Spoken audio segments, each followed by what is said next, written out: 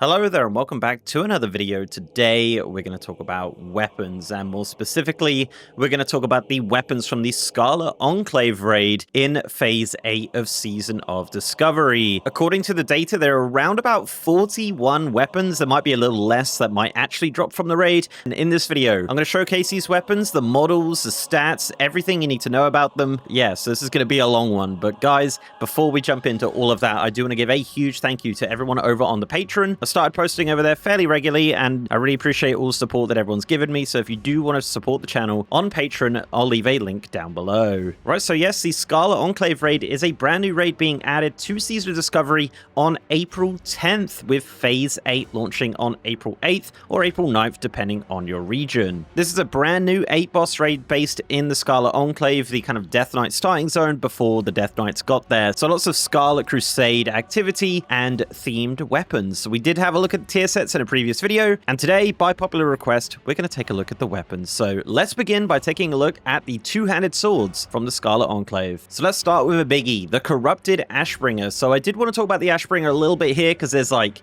5 different versions of it, so I don't know which ones will actually get into players' hands, but this is the Corrupted Ashbringer. This is a legendary sanctified weapon with 55 strength and minus 30 stamina. The equip effect for this is inflicts the will of the Ashbringer, and then the other equip effect is that it improves your chance to get a critical strike with all spells and attacks by 3%. And the chance on hit is that it steals 475 to 525 life from up to 5 enemies, granting 30 strength or agility per enemy siphoned, stacking up to 5 times. So yeah, the Corrupted Ashbringer looks like it is coming in the Scarlet Enclave in some way. As mentioned, this is a legendary version of this, so yeah, not too sure what the story is there, but certainly we will find out more once the raid launches. So there is another version of the Corrupted Ashbringer in the files as well. This one is essentially the same, but it is an epic version and does have slightly worse stats than the previous. So yeah, not too sure what the story is there, but it looks like maybe we'll get 2 Corrupted Ashbringers. Speaking of Ashbringers, the Ashbringer, yes, the Warrior, Paladin, and Hunter weapon of Phase 8. Now, this might not be the final version, but this is the Ashbringer, which deals holy damage, doesn't have any stats, but it does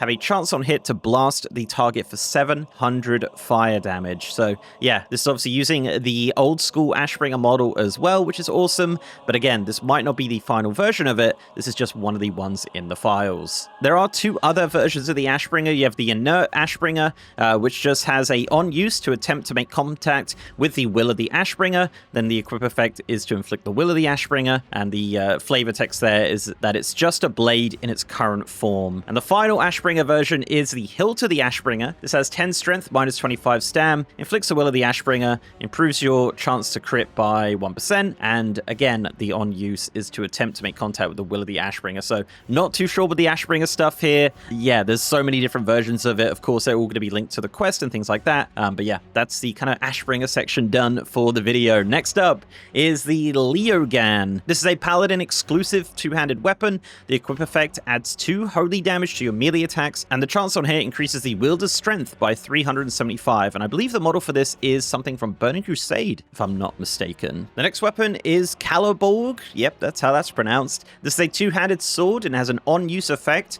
of the earth once again swallows up Caliborg for 20 seconds, decreasing movement speed by 50%. If moving, your speed increases every 2 seconds, smashing into an enemy, dealing 300 to 2,700 fire damage, and knocks back all nearby enemy players and ends this effect. The flavor text for this is an ancient blade kept secret by the Scarlet Crusade, slightly used. So this is also like a very, very cool 2-handed weapon. The model for this, I believe, was also from the Burning Crusade, if I'm not mistaken. But yes, this on-use effect does sound very interesting. I can't wait to see what it actually looks like in-game.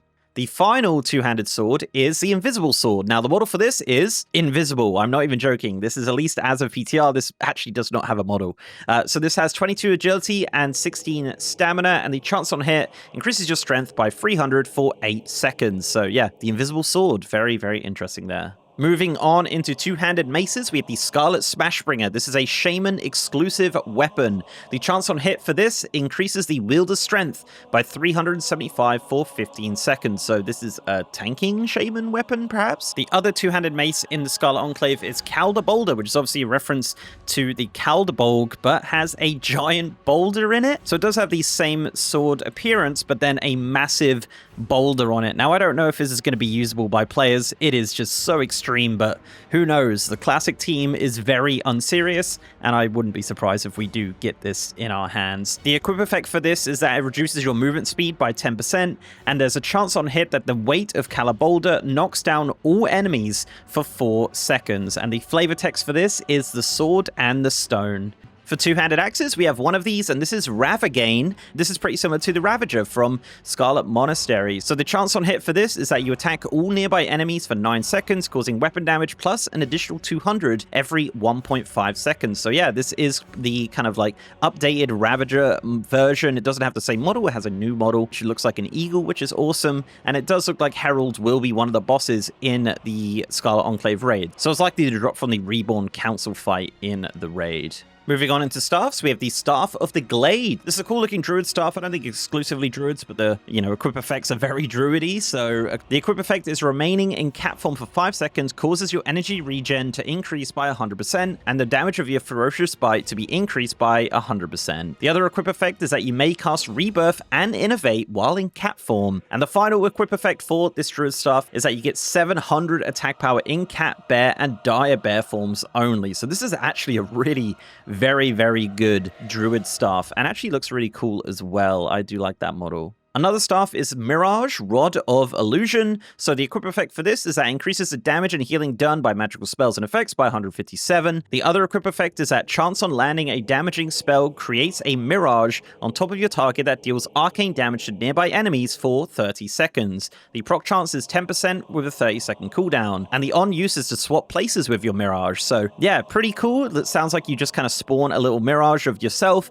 and it casts like Arcane Blast basically for a couple seconds, and you can swap with it if you do use the on use. That's really cool and very creative. I like that a lot. The next staff is the Great Staff of Fealty. This has an equip effect of increasing your healing done by 317 and damage done by 106 for all magical spells and effects. The other equip effect on this staff is that if there are no enemies within 20 yards of you, heal all members within 20 yards for 125 every 3 seconds. A party may only swear Fealty to one player at a time. So yeah, a very creative healing staff there. I like that. Another staff is the Scarlet Rotbringer. The equip effect for this is that chance on melee attack to inflict your enemies with rot, dealing 100 nature damage every 2 seconds to all enemies within an 8-yard radius of the caster for 12 seconds. The attack speed of these targets is also slowed by 15%, and it also increases your attack power in cat, dire bear form, and bear form by 645. So yeah, another really cool druid staff. And the final staff is Condemnation. This actually uses the model of Benediction, which is cool,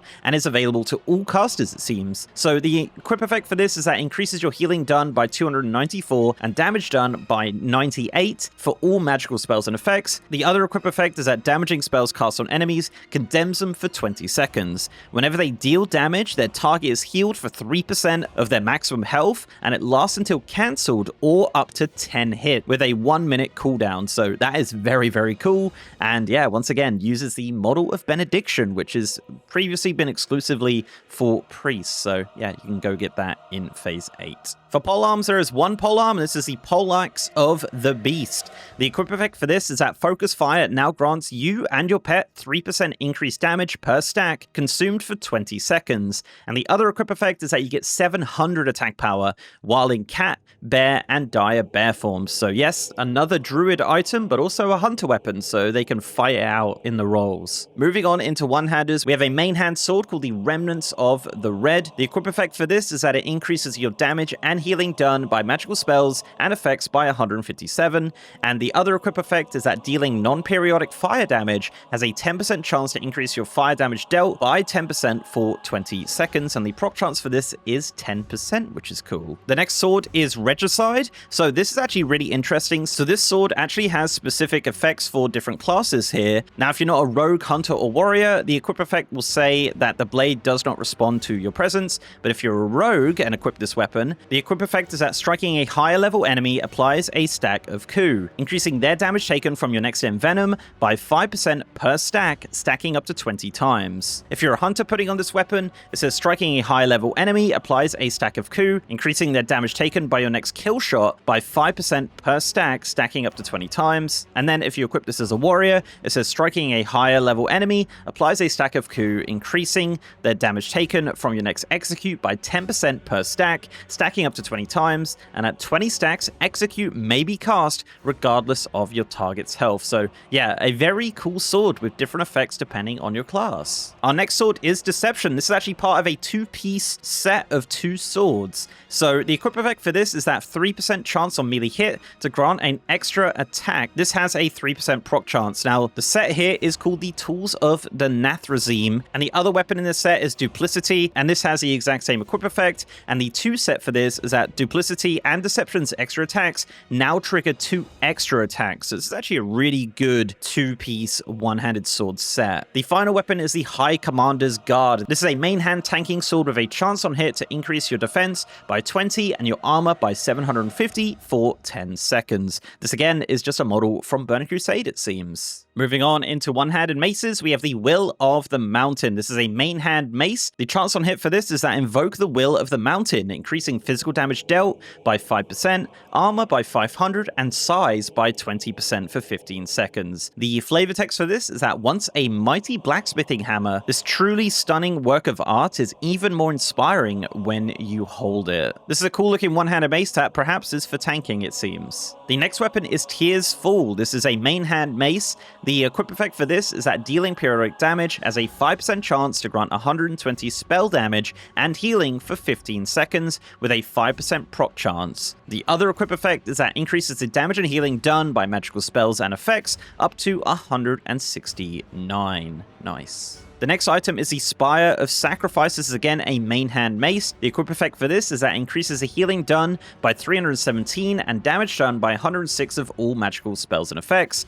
The on use for this is that while above 30% health, your healing is increased by 200, but your heals will cause you to sacrifice 5% of your total health every cast. While under this effect, you may only receive healing from direct targeted non-periodic heals. And this is a toggled effect with a 10-second cooldown. So very, very interesting healing mace here. Gonna kind of change the way that you heal, perhaps, with this weapon. So yeah, very curious to see how this will be used in endgame situations. Our final mace is the Light Fist Hammer. This is a one-handed mace, and the chance on hit for this increases your attack speed by 10% for 15 seconds. For one-handed axes, there's only one, and that is the Crimson Cleaver. The chance on hit for this is that your 2 instances of nature damage are increased by 20%, and this lasts 12 seconds. So yeah, a nice one-handed axe that increases your nature damage. Moving on into daggers now, we have some very interesting daggers here, including Queen's Fall. This is a one-handed dagger, which is now in a 2-piece set with King's Fall from Naxxramas. So this once again changes depending on your class, be it a rogue, warrior, or hunter. So for rogues with Queen's Fall, your backstab, mutilate, and saber slash critical strikes set the duration of your rupture on the target to 16 seconds. And the 2-piece set for rogues is that damaging finishing moves have a 20% chance per combo point to restore 20 energy. For hunters with Queen's Fall, your raptor strikes and mongoose bite critical strikes set the duration of your serpent sting on the target to 15 seconds. And the 2 set for hunters is that flanking strikes damage buff is increased by an additional 2% per stack, and when striking from behind, your target takes 150 increased damage from flanking strike. And finally, for warriors of Queen's Fall, your Bloodthirst, Mortal Strike, Shield Slam, Heroic Strike, and Cleave critical strikes set the duration of your rend on the target to 21 seconds. And the 2-piece set for warriors is that if Cleave hits fewer than its maximum number of targets, it deals 50% more damage for each unused bounce. So yeah, this is actually awesome. I love the fact that they've turned it into a 2-piece with the current weapon from Naxxramas. So if you're currently doing Naxxramas, go and get King's Fall for that 2-piece set in Phase 8. Our next dagger is the Sporific Blade. This is a main hand dagger. The equip effect for this is that it increases the damage and healing done by your magical spells and effects by 157. And the on use for this is that your next regular melee attack made within 20 seconds deals arcane damage equal to 2 times your spell power and puts the target to sleep for 20 seconds with a 2-minute cooldown. This weapon also uses the model for the lightsabers, which we've seen in future versions of World of Warcraft. Our next dagger is Celestra, Fang of the First Light. Now, this doesn't have any chance on hit or equip effects as of right now, so it does look like it's a work in progress, but it is a very cool looking dagger. The next one is Thaukitsu, the Unseen Guest. This is a main hand dagger with the equip effect of increases your damage and healing done by magical spells and effects up to 133. The final dagger is the Reborn Dagger. This has a chance on hit to blast a target for 98 to 122 fire damage, which is actually pretty similar to the Ashbringer, which is interesting. Moving on into fist weapons, there's one fist weapon, and this is called Mercy. The chance on hit for this is that your next 2 instances of fire damage are increased by 20% and last 12 seconds. So looks like it's some kind of shaman fist weapon perhaps, but I do love the model on this. For shields in the Scarlet Enclave, there are 3 to choose from. You have the Aegis of the Scarlet Bastion. This has an on-use effect, which increases the amount of damage absorbed by your shield by 100% for 15 seconds, and that has a 1 minute 30-second cooldown. Another shield is the Nathrazim's Heart. This has 3000 armor with 66 block. And the final one is the Demon's Folly, which also has 3000 armor and 66 block. I think the Demon's Folly and the Nathrazim Heart haven't fully been fleshed out yet in regards to stats on the PTR. Moving on into range weapons, we have one bow, and this is the Strings of Fate, which looks absolutely amazing. The equip effect for this is that instantly generates 3 strands of fate, and the on use for this is at a 10% chance of range attack to generate a strand of fate, allowing you to move and use range attacks at the same time. Strands stack up to 5 and last 20 seconds with a 1 minute 20-second cooldown. This bow also changes depending if you're a melee hunter or not. If you're a melee hunter, the equip effect is that it gives a 10% chance of melee attacks to generate a strand of fate, increasing your strength by 20, stacking up to 4 and lasting 20 seconds. And then the on use is to consume your strands of fate, increasing your strength by 40 per stack for 20 seconds and causing your next strike against a non-player controlled target to apply Serpent Sting, lasting 21 seconds for every stack consumed and cannot be refreshed. And that has a 1 minute 20-second cooldown. So this is awesome. I was a little disappointed because I thought maybe this would be, similar to the bow from Sunwell that doesn't require arrows, but regardless, this is a very, very cool looking bow, which I can't wait to get on my hunter, hopefully. Next up on range weapons, we have a gun. This is Experiment 800M. The on use is that you transform into a Scarlet Cannon for 20 seconds, causing your range attacks to explode for 386 to 472 fire damage to all enemies within 8 yards of your target. So that's hilarious. I can't wait to see what that looks like. Our next gun is Starter's Pistol. The equip effect for this is that firing a regular range attack at a target prepares you for battle, increasing your defense by 20 and your melee attack speed by 10% for 15 seconds. So yeah, seems like a tanking gun, which is cool. And finally for guns, we have the Cluck Cannon. This only has 10 stamina and nothing else, which is strange, so it might be just a test weapon perhaps. For wands, there are 3 wands available. We have the Putris Poker. This is exclusively for Warlocks. The on-use for this is that it reduces the cast time and global cooldown of Searing Pain and Shadow Cleave by 0.5 seconds for 15 seconds with a 2-minute cooldown. So yeah, a really cool weapon for Warlocks exclusively there. Another wand is the Wand of Reanimation. This doesn't have any stats, but it does deal holy damage, which is interesting. Could be just a test item. And then finally for wands, there is Conundrum. This has the equip effect of the range of your Mind Flay, Fire Blast, and Drain Life spells is increased by 10 yards, but Mind Flay no longer slows enemies. So yeah, this is definitely going to be a much sought after wand for priests, mages, and warlocks, it seems. And finally, we have a throwing weapon. This is Fratley's Spur. This has 69 damage per second and is a throw weapon with no other effects. So yeah, that's our final weapon. So that's it, guys. That is the 41 weapons that were in the files for Phase 8 of Season of Discovery. Now, there is a chance that not all of these will make the cut. There are 8 bosses, so on average, it's around about 5 per boss, but there is a chance we might get all of these, or there's a chance that we might only get some of them. But regardless, very cool to see some of those newer models coming into Classic and being used in an awesome way. Very curious on this Ashbringer stuff, and some of these on-use effects and chance on hits are absolutely crazy, and I just think it's just going to be a great time. So I can't wait to see these in-game on April 10th with the Scarlet Enclave raid. So guys, let me know down below what your favorite weapon is. What weapon are you going to be gunning for in the new raid? Let me know down below. But But guys, if you did like this video, please do leave a like on it and subscribe to the channel if you haven't already. If you want to support me outside of YouTube, I'm also on Patreon and I'm on Twitter at MrGMYT, and I have a partner Discord channel as well. And I'm also streaming on twitch.tv/MrGM, streaming some Season Discovery, streaming some War Within, basically just World of Warcraft stuff. So if you want to check me out on Twitch, I'm over on twitch.tv/MrGM. And with that, guys, I'll see you next time.